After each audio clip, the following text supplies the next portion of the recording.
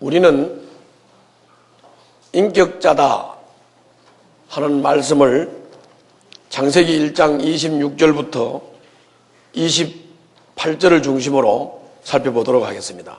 먼저 본문을 잠깐 보시죠. 거기 26절에 보면 하나님이 말씀을 하셨어요. 뭐라고 말씀했냐면 우리가 우리의 형상을 따라서. 그런데 왜 이 하나님을 이렇게 복수로 표현을 했느냐면 성부, 성자, 성령 세 분 하나님. 그래서 세 분 하나님이 성부, 성자, 성령 세 분 하나님이 우리가 그리고 우리의 형상을 따라서 우리의 모양대로 누굴 만들자? 사람을 만들자. 그럼 거꾸로 사람은 누구 형상대로? 하나님의 형상대로. 사람은 누구 모양대로? 예, 하나님의 모양대로 창조가 된 겁니다. 그리고 하나님의 형상대로 하나님의 모양대로 우리를 창조해가지고 우리들에게 왕권을 줬어요. 왕권. 그래서 거기 26절 그 부분에 보면 그리고 그가 바다의 고기와 공중의 새와 땅 위에 사는 온갖 들짐승과 땅 위를 기어다니는 모든 길짐승을 어떻게 하자? 다스리게 하자. 우리는 왕이에요. 우리는 왕으로 창조를 받았어요. 그런데 어떤 아주머니들은 거미를 보고 이미 무서워. 그게 다스리는 건지 모르겠어요. 호레인을 보고 겁이 나가지고 똥줄이 빠지라고 도망을 간다. 다스리는지 모르겠어요. 예? 자, 그 다음에 27절. 그러니까는 인간이 하나님의 형상과 모양대로 창조를 하셔가지고 이 땅, 하늘, 바다에 있는 것까지 다 다스리라고 했는데 지금 우리가 인간이 인간구실을 하는 것 같아요? 못하는 것 같아요? 인간이 인간구실을 못하죠. 원래 하나님 나라가 회복이 되면요, 하나님 나라가 회복이 되면 하나님 나라는 호랑이하고도 같이 지내고 굴 속에 뱀하고도 같이 지내고 이렇게 돼 있어요. 이사야서에 보면 하늘나라 모습이 잘 나와 있다고요. 그런데 우리는 뱀을 무서워하지요. 뱀을 다스려야 돼요. 그렇죠? 오늘 내가 거미를 다스렸습니다. 아침에 일어나가지고 세수하러 가는데 뭐 착 밟혀서 지끈하고 발바닥에 밟혀. 그래가지고 뭐가 그랬나. 그래서 이제 불을 켜서 딱 보니까 거미가 내한테 밟혀서 죽었더라고. 다스렸지요? 자, 27절. 하나님이 당신의 형상대로 사람을 창조하셨으니 곧 하나님의 형상대로 사람을 창조하셨다. 하나님이 그들을 뭐와 뭐로? 남자와 여자로 창조했다. 그래, 원래는 하나님은 남자와 여자로 창조했기 때문에 남자는 남자 구실을 해야 되고 여자는 여자 구실을 해야 되는데 요새는 조금 문제가 되는 게 남장 여자가 있다는 거예요. 뭐라고요? 여장 남자도 있어요. 이게 좋은 거 아니에요. 좋은 거. 남자는 남자 구실을 해야 되고 여자는 여자 구실을 해야 되고 남자는 밖에 나가서 돈을 벌어와서 가족을 부양해야 되고 여자는 집에서 살림을 하며 애를 키우는 것입니다. 그것이 성경의 가르침입니다. 거기서 행복을 못 느끼면 그 사람은 고장난 사람. 자, 28절. 자, 거기 보면 뭐라고 그랬습니까? 하나님이 그들에게 복을 베푸셨다. 하나님이 그들에게 말씀하시기를 생육하고 번성하여 땅에 충만하여라. 땅을 정복하여라. 바다의 고기와 공중의 새와 땅 위에서 살아 움직이는 모든 생물을 다스려라 하셨다. 그리고 여기를 보면 뭐하고 뭐하라? 생육하고 번성하여 땅에 충만하라. 애를 많이 낳는 게 복입니다. 뭐라고요? 애를 많이 낳는 게 복이고 애를 많이 낳아가지고 땅에 충만해서 막 한반도에 살 곳이 없으니까 그 다음 저는 막 만주벌판으로 살 데가 없으니까 저 캐나다로 살 데가 없으니까 북미주로 남미주로 막 이렇게 이동을 해서 가는 게 성경적이에요. 그래서 애를 많이 낳아야 돼요. 뭐라고요? 애를 많이 낳아야 돼요. 그래서 적어도 여러분들이 뭐 자꾸 뭐 중국이 우리를 직접 끓인다, 뭐 미국이 대국이라고 끄떡거린다, 그런 말 할 필요 없어요. 우리가 예를 들어서 우리 한족이면 수십억이 돼 보세요. 뭐 미국이 직접 끓일 게 있고, 뭐 중국이 직접 끓일 게 있어. 세계를 지배해 버릴 텐데 우리가. 그래야 안 그래요? 그러니까 주님이 생육하고 번성하라, 땅에 충만하라 그랬잖아요. 근데 왜 애는 안 낳는 거예요? 뭐 말이 그렇게 많아? 왜 애를 안 낳는 거예요? 애를 낳아야 돼요. 뭐 애 하나 놓고 뭐 둘만 놓고 잘 살자. 나는 둘만 놓고 잘 살자 할 때 넷을 낳았어. 그 넷을 낳았더니 병원에 갔더니 그 해산할 때 혜택도 안 줘가지고 돈 다 내고 나왔어요.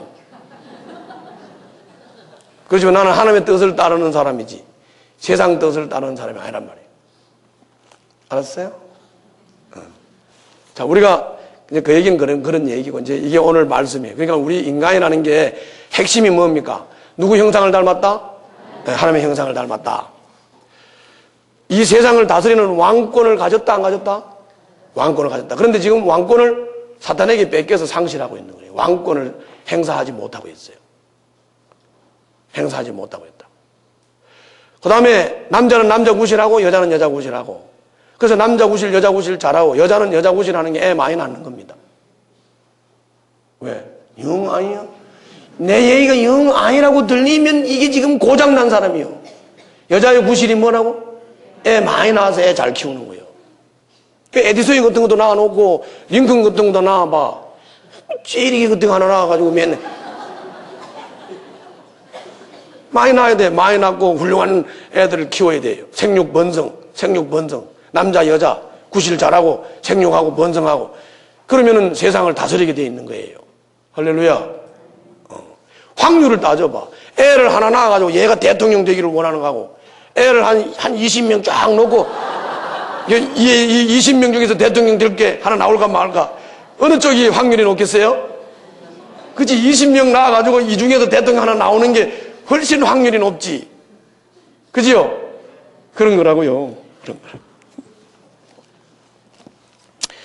자, 그건 그렇고, 그래서 저는 오늘 하나님의 형상을 닮은 인간에 대해서 말씀을 좀 하려고 그래요.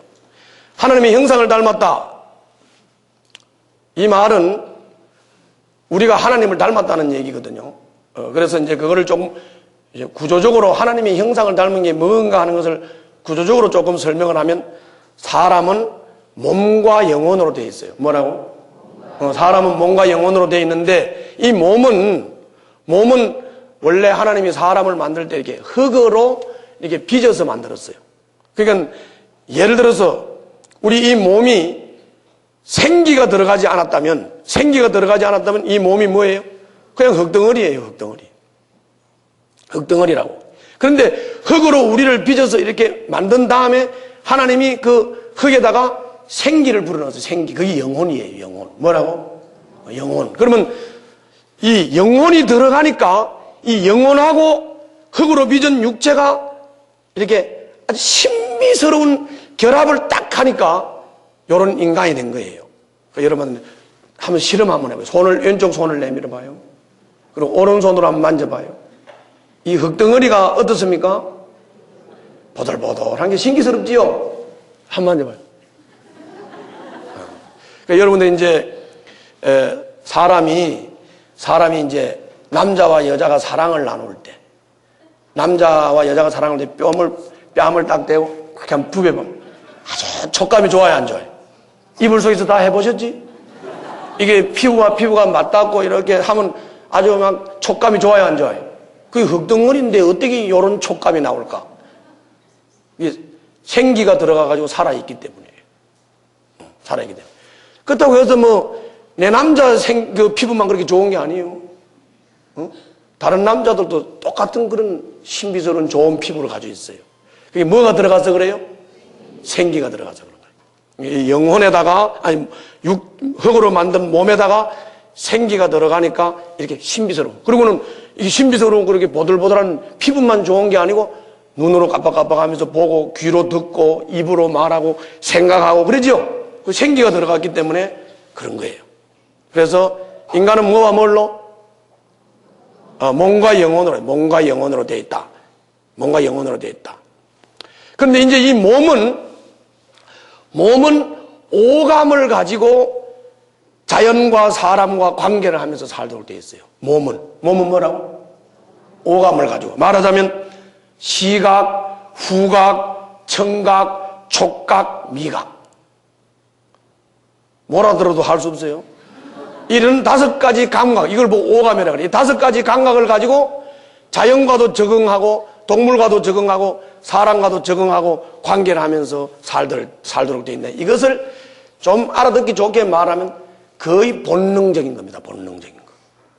본능적인 거. 예를 들어서 뭐 사람이 밥을 먹었으니까 똥을 누워서 배설을 한다. 이건 누가 가르쳐서 해요? 가르쳐서 해요? 자동으로 돼요?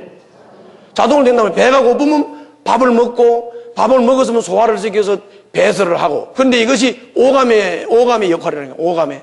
오감의 작용에 의해서 그렇게 되는 거예요. 맞지요? 그런 것이라고요.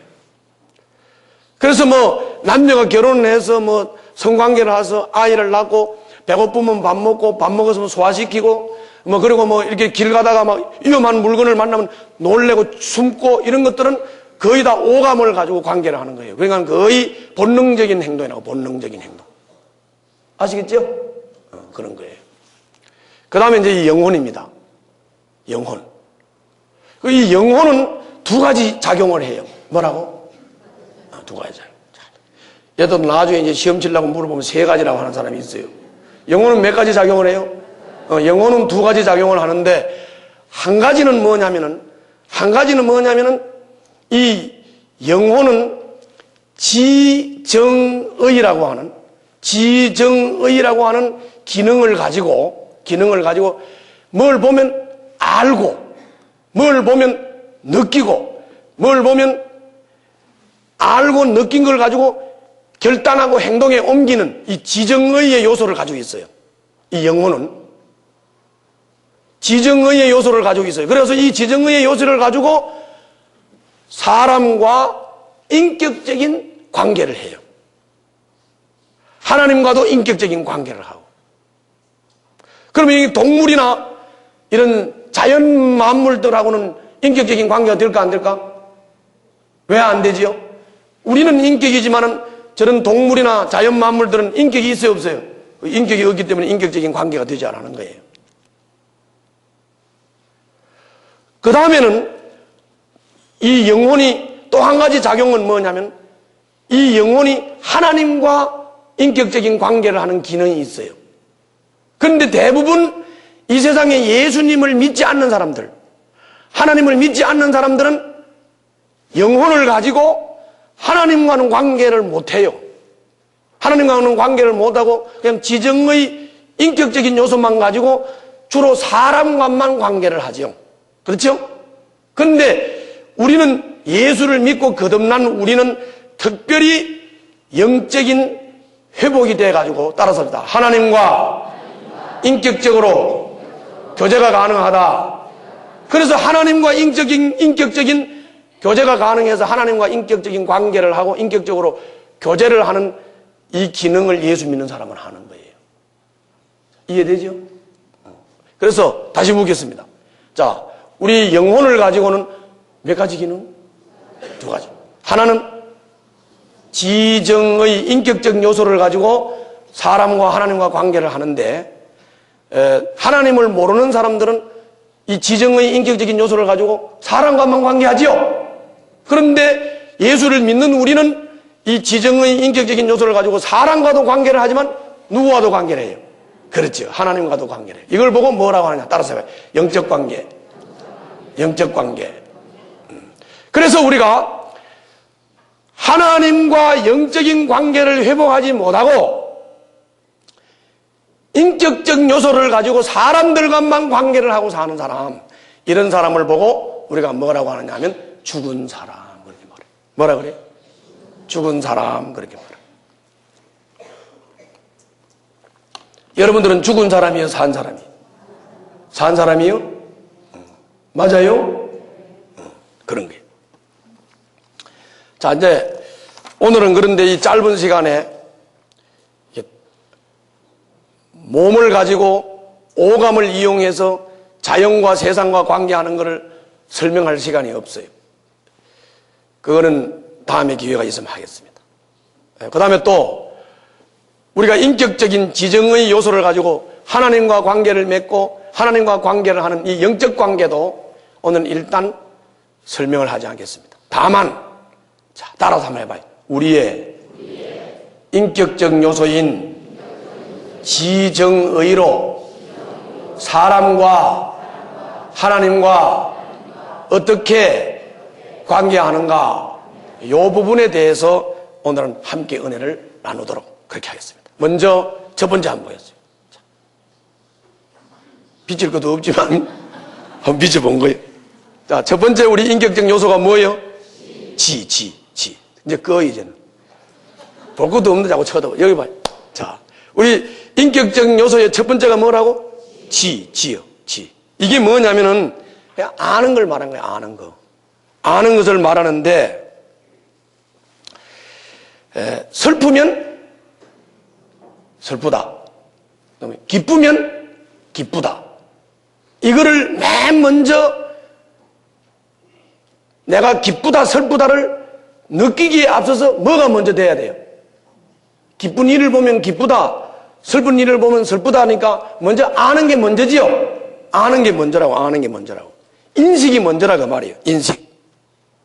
그렇기 때문에 우리들의 인격적 지정의 요소 중에서 제일 중요한 게 뭐냐면 이 지적 요소예요. 지적 요소. 따라서 합니다. 아는 거, 깨닫는 거. 이게 제일 중요한 거예요. 슬프다고 인식이 안 되면 슬퍼서 울지 않지요. 기쁘다고 인식이 안 되면 기뻐서 웃지 않지요. 맞아요, 안 맞아요? 그런 것이라고요. 그런 거라고. 다시 말하면 우리가 컴퓨터로 말을 하면 컴퓨터에 정보가 입력이 돼야 되죠. 컴퓨터에 정보가 입력이 돼야 이 컴퓨터가 작동을 하고, 그래서 컴퓨터가 활동을 하고 컴퓨터가 일을 하는 거하고 똑같습니다. 그래서 우리들의 인격적 요소, 지정의 중에서 이 지적 요소는 바로 우리들에게 정보를 깨닫게 만들어주는 이런 기능을 하는 것이 지적 요소예요. 지적 요소. 그러므로 신앙생활은 깨닫는 것, 즉 인식하는 것, 이게 가장 중요해요. 그리고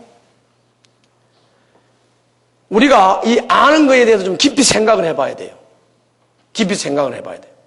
내가 아는 게 없으면 느끼는 것도 없는 것이고, 느끼는 게 없으면 행동하고 삶을 이렇게 만들어 나가는 것도 안 되는 거예요.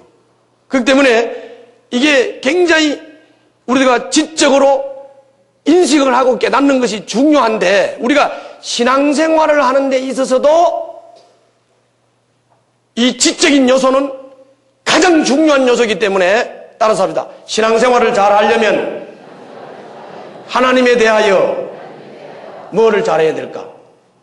하나님에 대하여 정보를 잘 들어야 되겠죠? 그래서 따라서 합시다. 신앙생활을 잘 하려면 하나님에 대한 지식, 깨달음, 이게 확실해야 돼요? 안 해야 돼요? 이게 확실해야 된다. 그래서 바로 깨달으면 바른 신앙을 가질 테고, 그렇죠? 잘못 깨달으면 잘못된 신앙을 가지겠죠. 할렐루야. 그런 얘기예요. 그렇기 때문에 우리가 신앙생활을 건강하고 행복하게 신앙생활을 잘 하려고 하면 뭘 우리가 열심히 해야 될까? 말해봐. 자, 못 알아들었어요? 우리가 신앙생활을 건강하게, 행복하게, 복되게 잘 하려면 우리가 뭘 열심히 해야 될 것 같아? 성경 공부지요. 뭐? 성경 공부를 열심히 해야 돼. 따라해. 성경 공부를 통해서 하나님에 대한 바른 지식, 바른 깨달음을 가지게 되면 자연히 내가 정적으로 느끼는 것도 바로 느끼고 행동도 바른 행동이 나오게 되겠죠. 할렐루야. 그러므로 성경 공부가 중요하다는 거예요. 성경 공부가 중요하다. 성경 공부를 통해서 하나님이 어떤 분인지, 성령님이 어떤 분인지, 예수가 어떤 분인지, 사랑이 뭔지, 섬김이 뭔지, 아름다움이 뭔지 이런 거를 알게 되는 거예요. 알게 되는 거예요. 그렇게 될 때 하나님과 바른 관계를 맺게 되고 하나님과의 바른 관계 속에서 행복하고 아름다운 신앙생활을 영위하고 건강한 신앙생활을 영위하게 되는 줄로 믿습니다. 그러므로 여러분들의 신앙생활에서 가장 중요한 것, 이 생명의 삶, 이 생명의 삶. 그러니까 여기 지금 앉아 계신 분들 중에도 이렇게 뭐 일부러 그러지는 않았겠지만 이렇게 아직까지도 생명의 삶을 공부하지 않고 대충 교회 생활을 뭐 몇 년 하다 보니까 그저 때려잡아서 눈치로 신앙생활은 그런 거야 이러면서 하나님에 대한 깨달음 없는 오해를 가지고 그냥 자기 카테고리 안에서 어설프게 하나님을 두려움의 대상으로 신앙생활을 하시는 분들, 이런 분들은 꼭 생명의 삶을 하시기 바랍니다. 그리고 여러분들 VIP나 여러분들 그 목장 안에서 이사만사를 하면서 이게 불신자들과 만나서 접촉을 할 때도 그냥 목장에 가야 할 이유가 없는데 갑니까? 교회에 와야 할 이유가 없는데 교회에 옵니까? 그렇죠? 그 사람들에게 왜 목장에 와야 되는 것인지, 왜 교회에 와야 되는 건지, 예수 믿어라, 왜 믿어야 되는 것인지, 이것의 첫 발걸음이 뭐지요? 깨닫는 것이에요. 아는 거라고요. 아는 거. 그렇기 때문에 여러분들이 어떻게 VIP를 대해야 될까요? 어떻게 불신자들에게 예수님에 대해서 깨우쳐야 될까요? 예? 다른 거 없어요. 다른 거 없어요. 하나님에 대해서 정확한 지식을 갖도록 만들어주는 거예요. 할렐루야. 그런데 여러분들이 목장 안에서 하나님에 대한 정확하고 분명한 지식을 깨우치라고 했습니까? 아니면 그냥 목장 안에서 삶으로 보여주라고 그랬습니까? 말을 해. 목장에서 삶으로 보여주라 그랬어요? 깨우쳐 주라 그랬어요? 삶으로 보여주라 그랬으니까 하나님에 대해서 바른 지식과 하나님에 대해서 뭘 가르치려고 하는 거를 여러분들 보고 하라는 게 아니니까 어디로 데리고 오면 돼요? 생명의 삶, 생명의 삶. 교회 등록 안 해도 괜찮아요. 주일 목장 연합 예배 안 나와도 괜찮아요. 불신자들이나 VIP나 여러분들 목장 안에 관계되는 사람들이 있으면 같이 데리고 나와서 옆에 앉아서 하는 한이 있어도 뭘 하라고? 생명의 삶에 와서 일단은 지적인 깨달음부터 일어나야 된다고 말이에요. 할렐루야. 지적인 깨달음부터. 아시겠죠? 이걸 여러분 잘 이해를 하셔야 돼요. 두 번째는 뭐예요? 정입니다. 정. 이 정이라고 하는 것은 이 감정을 말하는 거예요. 감정. 뭐 복잡하게 말할 것도 없어요. 감정을 말하는 거예요. 감정을 말하는 건데, 자, 예를 들어서 지적으로 슬픈 게 슬프다 이렇게 지적으로 깨달으면 감정은 자동적으로 어떻게 될까요? 뭐 눈물이 나든지 뭐 슬프겠지요. 예를 들어서 뭐 기쁘다 하는 것을 알았다면 감정은 자연적으로 웃음이 나오겠지요. 이게 이제 정이라고 하는 거예요. 정. 그런데 이제 중요한 것은 정이 뭔지는 아는데, 자, 중요한 것은 따라서 합니다. 사람과의 관계 속에서 서로 뭐가 통해야 돼요? 사람과의 관계 속에서 서로 뭐가 통해야 돼요? 정이 통해야 돼요. 정이 통해야 된다고요. 그래서 이심전심 감정을 통하게 되면 마음이 열리고, 마음이 열리면 지적 기능도 원활해지고 의지적인 결단도 원활해지는 것이기 때문에 이 감정이라고 하는 것은 이 느낌인데 이게 아주 중요한 기능을 해요. 그래서 이거를 복잡하게 설명할 것 없이 그러면 이 감정, 이 느낌, 이거를 다른 말로 말하면 뭘 말하냐면 뚜껑이 열린다. 이런 말 들어봤어요? 들어봤어요? 안 들어봤어요? 뚜껑이 열린다. 이런 말을 들어봤어요? 뚜껑 열린다. 이런 말 들어봤어요? 뚜껑이 열리면 어떻게 돼요? 뚜껑이 열리면 예를 들어서 나쁜 쪽으로 뚜껑이 열리면 아마 성질이 나고 뭐 때려 부수고 막 싸움이 일어나겠죠. 그렇죠? 좋은 쪽으로 뚜껑이 열리면 일이 막 하나 될 게 둘 되고 둘 되게 셋 되고 막 시너지 효과가 나오겠죠. 감정이라는 그런 거예요. 자, 따라서 합시다. 감정은 느낌이다. 그리고 내가 아무리 상대방이 내게 무슨 말을 하는데 상대방이 아무리 바른 말을 했어도 내가 감정이 상해한 상태에서는 그 바른 말이 내한테 돌아 안 돌아? 안 돌아오는 거예요. 안 돌아온다고. 여러분들 청소년 애들을 여러분들이 만나서 한번 대화를 해보면 어른하고 대화가 안 되죠. 그거 왜 그런지 아세요? 그건 지금 엄마가 하는 말은 바른 말인데 아빠가 하는 말은 바른 말인데 뭐는 안 통해? 지금 감정적으로는 받아들이기 싫다고 해요. 감정적으로는 받아들이기 싫다는 거예요. 그래서 안 되는 거예요. 그래서 이 뚜껑이 열리도록 해야 돼.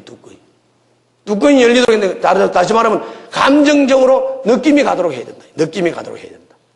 그럼 우리가 하나님을 인식하고 하나님을 믿는 데에도 마찬가지겠죠. 그렇죠? 일단 감정이 열려서 뚜껑이 열린 상태라야 하나님을 믿든지 하나님을 거절하든지 둘 중에 하나가 되겠죠? 그렇게 되는 거라고요. 그러면 우리가 복음을 지적으로 깨우치는 데 있어서 아주 중요한 역할을 하는 게 뭐냐면 감정이다. 그 말이에요. 감정이다. 그러면 저 사람한테 무조건 가가지고 길 가는 사람한테 예수 믿으라고 지적인 인포메이션을 줬다고 해서 그 사람이 믿습니까? 믿어요? 안 믿어요? 안 믿는다. 그 말이에요. 무조건 당신 그렇게 행동을 하면 안 된다고 해서 그 사람에게 무조건 지적인 인포메이션을 준다고 해서 그 사람이 그걸 정당하게 받아들이는 게 아니다. 그 말이죠. 그럼 그보다 먼저 앞서서 해야 할 게 뭐냐면 따라서 합시다. 감정이 순화가 되고 감정이 통하고 감정이 열려야 된다. 그 말이에요. 감정이 열려야 된다. 그러면 우리가 이 인간관계를 하는 데 있어서 신앙생활을 하는 데 있어서 이 감정을 열리게 하려면 어떻게 해야 되느냐? 감정이 열리게 하려면 따라서 합시다. 상대방이 감동 먹게 하는 것이다. 뭐라고? 상대방이 감동을 받게 해야 되는 상대방이 감동을 받게. 감동받아서 뚜껑 열리고 마음 열리면 다 해결되는 거예요. 그러면 우리가 이 불신자들과 관계를 맺으면서 이 감정을 어떻게 열까? 뚜껑이 어떻게 열리게 할까? 하나님께로 어떻게 이 마음이 열리도록 할까? 그건 다른 거 없어요. 따라서 합시다. 목장에서 사랑하고 섬기고, 이 목장에서 삶을 나누면서 목장에서 사랑하고 섬김을 통해서 이 감정이 활짝 열리는 거예요. 감정이. 그러면 목장 모임을 통해서 감정이 활짝 열려서 이심전심, 형님, 누나 관계, 이런 관계가 되면 자동적으로 지식적인 인포메이션을 받아들일 때도 열린 마음을 가지고 받아들이는 거예요. 차소로 말하면 이런 거예요.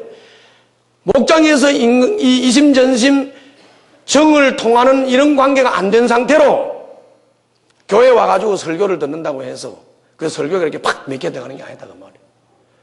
교회 와가지고 생명의 삶을 듣는다고 해가지고 그것이 인식이 되는 게 아니다. 그 말이죠. 그 인식 앞서서 인포메이션이 들어가기에 앞서서 해야 될 것은 뭐예요? 감정이 열려야 된다. 그 감정을 열리는 장소가 목장이에요. 그래서 목장에서는 목자나 목녀나 목원들이 해야 할 일이 마음을 열고 새로 들어오는 성도들, 초청한 성도들, 여러분 이사만사 운동 하잖아요. 이 이사만사 운동에서 여러분들이 깊이 해야 할 일이 뭐냐? 사랑하고 섬기고 유해주고 서로 정을 통하고 이심전심으로 이 감정이 풍성해지도록 만들어주는 거예요. 할렐루야. 이것이 이게 정적인 요소예요. 그 다음에 이제 세 번째입니다. 이건 의지적인 요소예요. 세 번째는 의지적인 요소인데, 비춰봐요. 세 번째는 뭐예요? 의지적인 요소, 의지적인 요소. 이 의지적인 요소는 뭐냐면, 자, 마음이 열리고 뚜껑이 열려서, 뚜껑도 이게 긍정적으로 열리면 막 시너지 효과가 나오는 거고, 이 뚜껑이 부정적으로 열리면 사고를 내는 거예요, 사고를 내는 거라고. 그래서 이 감정이 목장에서 이렇게 순화가 되면, 감정이 순화된 사람들은 교회 가자 하면 따라와요. 생명의 삶 가자 하면 따라오고, 예배 가자 하면 따라 나온다고. 이게 감정 순화가 안 된 상태로 자꾸 교회에 끌고 올라가려고 생명의 삶에 데려가려고 하니까 안 되는 거지. 이게 목장에서 제일 먼저 이 감정이 이심전심이 되도록, 감정이 열리도록 해야 되는 거고, 그게 된 사람이 생명의 삶에 와가지고 말씀을 들으면 은혜가 되고 깨달아지고 이게 긍정적으로 받아들이게 되는 거예요. 그러면 이제 지적인 요소와 정적인 요소가 작용을 해가지고, 자, 정적인 요소를 통해서 마음이 열렸고, 지적인 요소를 통해서 말씀을 듣고 깨달았다 이 말이에요. 깨달았다. 그러면 깨닫고 감동이 되니까 따라서 합시다. 의지적으로 결심을 하게 되고 결단을 하게 된다. 이게 이제 의지적인 요소예요. 의의적인 요소라고요. 자, 그러면 이 의지적인 요소는 어떻게 하는 거냐? 이거는 다른 게 아니고, 이게 회중 예배를 통해서, 이 회중 예배는 종합적인 멘토가 있는 예배가 바로 회중 예배거든요. 이 회중 예배를 통해서 예를 들자면 지적인 설교도 있지요. 그 다음 저는 찬양을 통해서 감성 부분도 타치를 하지요. 그 다음 이제 중간중간 멘토를 해주고, 중간중간에 이렇게 뭐 헌금도 하고 헌신도 하고 기도도 하고 하면서 종합적으로 지정의를 다 이렇게 타치를 하면서 마지막에 가서 회중 예배는 설교를 듣고, 설교를 다 들은 다음에 지적으로 깨달음도 받고 감성도 열려 있는 그 상태에서 이 회중 예배에서 결단을 요구하는 거예요. 결단을. 그래서 예배 설교가 다 끝난 다음에는 매 예배 때마다 헌신을 요구해요, 안 해요? 헌신을 요구하죠. 그래서 예수를 믿을 사람, 또 아니면 등록을 할 사람, 세례를 받을 사람, 아니면 재결단을 할 사람들을 이렇게 헌신을 요구하는 거죠. 그게 뭐냐면 내가 이제 지적으로 깨닫고 감성이 열렸고, 그래서 내가 감동을 받았으니까 이제 의지적으로 결단을 하고 헌신을 하는 거지. 이거는 바로 이 전체가 모여서 드리는 이 회중 예배를 통해서 의지적인 결단을 요구하는 것이다. 그런 말이에요. 그래서 신앙생활은 인격적인 이 지정의 이 인격적인 세 요소가 이게 밸런스를 잘 맞춰야 신앙생활을 정상적으로 할 수 있어요. 그런데 지정의가 이게 따로따로가 아니다 그 말이에요. 뭐라고요? 이게 따로따로가 아니고 지정의는 신비스럽게 결합이 되어 있기 때문에 하나예요. 따로따로가 아니고 하나라고요. 우리가 저거 정말 좋다라고 깨달아지면 자동적으로 좋다는 감정이 생기는 거고, 좋으니까 저걸 꺾어야 되겠다, 저걸 가져야 되겠다, 이게 동시에 일어나는 현상이지 이게 따로따로 일어나는 현상이 아니다 그 말이에요. 그래서 이 지정의는 하나이기 때문에, 신비스러운 결합을 하고 있는 하나의 인격체이기 때문에 이것이 따로따로가 아니고 하나로 활동하는 것이기 때문에 밸런스가 맞아야 된다. 밸런스가. 자, 예를 들면 이런 거예요. 예를 들면 슬픈 걸 봤어요. 슬픈 걸 봤는데 전혀 슬프다는 감정이 안 들어간다면 이 사람은 지금 고장이 난 거야, 안 난 거예요? 고장이 난 사람이에요. 고장이 난 사람이에요. 자, 때로는 이런 사람이 있을 수 있죠. 어떤 사람이 있을 수 있느냐면, 자, 슬프다는 걸 들었어요. 또 기쁘다는 것을 인식했어요. 그런데 전혀 이 마음에 기쁨이 일어나질 않는다. 마음에 슬픔이 일어나질 않는다. 그러면 이 사람은 이 정서적인 면에 무슨 문제가 있는 거죠? 문제가 있는 거라고요. 그래서 이렇게 말할 수가 있어요. 잘 알고 깨닫고 있으면서도 의지적으로 결단을 못하는 사람을 보고 우리가 뭐라고 말하냐? 따라 해봅시다. 우유부단한 사람. 이렇게 말하는 거예요. 우유부단한 사람. 이렇게 말하는 거고, 또 이런 사람이 있죠. 그냥 뭐 사소한 것 가지고도 막 듣고 막 그냥 감동해가지고 울기도 잘하고 웃기도 잘하고 화도 잘 내고 이런 사람 있죠? 이런 사람을 보고 뭐라고 그래? 이거는 감정에 치우쳐 있는 사람이기 때문에 이런 사람을 보고 감정 기복이 심한 사람, 감정 기복이 심한 사람, 더 심하게 말하면 정서가 불안한 사람, 이렇게 말해. 분명히 깨닫고 마음의 감동을 받았는데도 항상 결단을 하지 못하고 우유부단하게 결단을 내리지 못하는 사람을 우유부단한 사람, 이렇게 말하는 거죠. 그리고 또 알기는 아는데 감동도 안 되고 알기는 아는데 행동도 나오지 않는 사람, 이런 사람을 보고 냉랭한 사람 또는 이지적인 사람, 이렇게 말하는 거예요. 이게 밸런스가 안 맞아서 그런 거예요. 그러면 이게 지정의는 하나이기 때문에 밸런스가 잘 맞아서 인포메이션이 들어왔으면 거기에 따라서 감정이 움직이고 거기에 감정이 움직여졌으면 내가 의지적으로 결단을 하고 하는 것이 이 밸런스가 잘 맞아 떨어질 때 그 사람을 보고 건강한 사람, 이렇게 말해요. 건강한 사람이다, 이렇게 말하는 거예요. 결론적으로 말씀을 드리겠습니다. 결론적으로 말씀을 드리면 우리가 신앙생활은 하나님의 형상을 담을 인간이 인격적 요소인 하나님의 형상인 이 지정의를 따라서 깨닫는 일에도 집중을 해야 되고 감성적으로 느끼고 이렇게 풍성한 감정을 가지고 살 수 있는 쪽에도 밸런스를 맞춰야 되고, 그리고 감정으로 느끼고 지식적으로 깨달은 내용을 내가 의지적으로 결단을 하는 면에 있어서도 밸런스가 잘 맞아서 이것이 밸런스를 따라서 깨달은 바를 따라 느끼는 바를 따라 결단을 하면서 나갈 때 이게 신앙이 정상적으로 자라고 성숙해지는 것이에요. 그래서 우리 등대교회 성도들이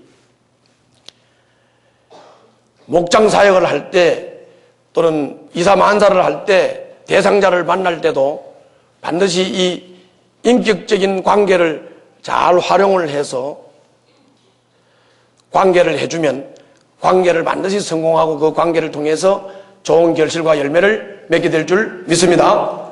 기도하겠습니다.